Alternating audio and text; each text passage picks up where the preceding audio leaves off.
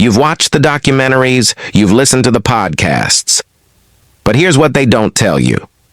The scariest thing about criminals isn't that they're monsters, it's that they're human, just like you. Let's talk about what actually goes on in the mind of someone who commits a terrible crime. Because the answer isn't what you think.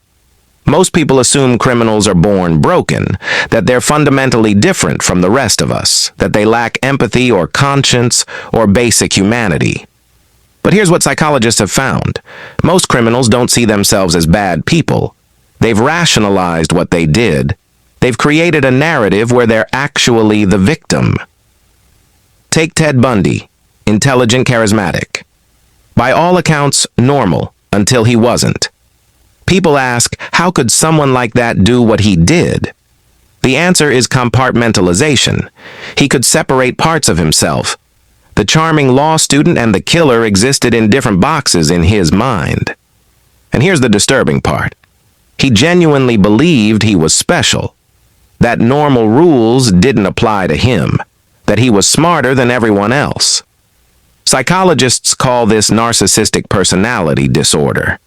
But it's more than just arrogance. It's a fundamental inability to see other people as real. They're objects, tools, not humans with their own feelings and lives. Or look at cult leaders like Jim Jones. He convinced over 900 people to kill themselves and their children. How? Through psychological manipulation. He isolated his followers, made them dependent on him, controlled their information, punished dissent, rewarded loyalty.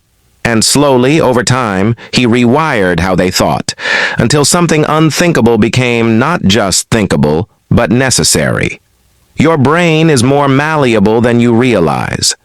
Under the right conditions, with the right pressure, anyone can be manipulated into doing things they never thought they would. Here's what's terrifying about true crime psychology.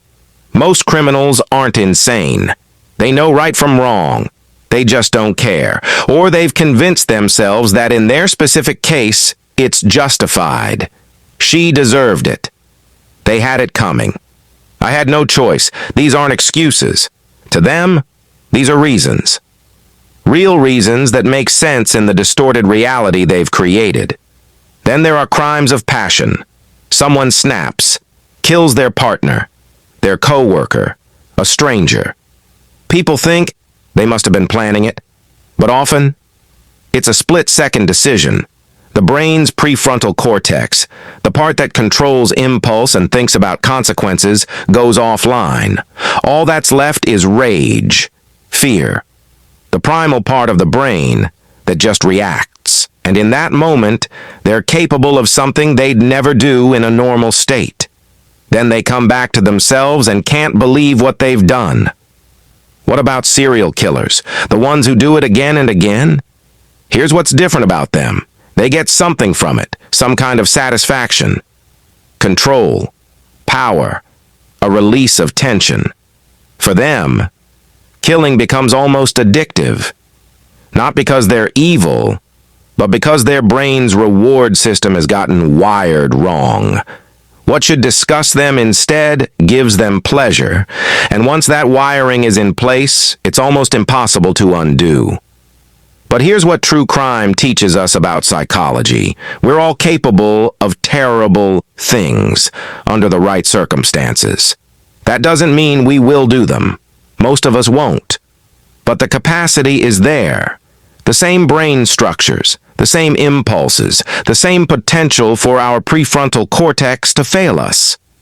The difference isn't that we're fundamentally better people. It's that we have better circumstances, better support, better coping mechanisms, better luck. So why are we so obsessed with true crime? Because it lets us explore the darkest parts of human nature from safety. We get to ask, could I do that? How would I react? What would it take for me to break? And the answer is uncomfortable, because it's not as much as we'd like to think. Here's what you should take away from true crime psychology. Evil isn't some outside force. It's human, which means understanding it means understanding ourselves. The parts we don't want to look at. The parts we'd rather pretend don't exist. But they do exist, in all of us. And the more we understand that, the better we can guard against it.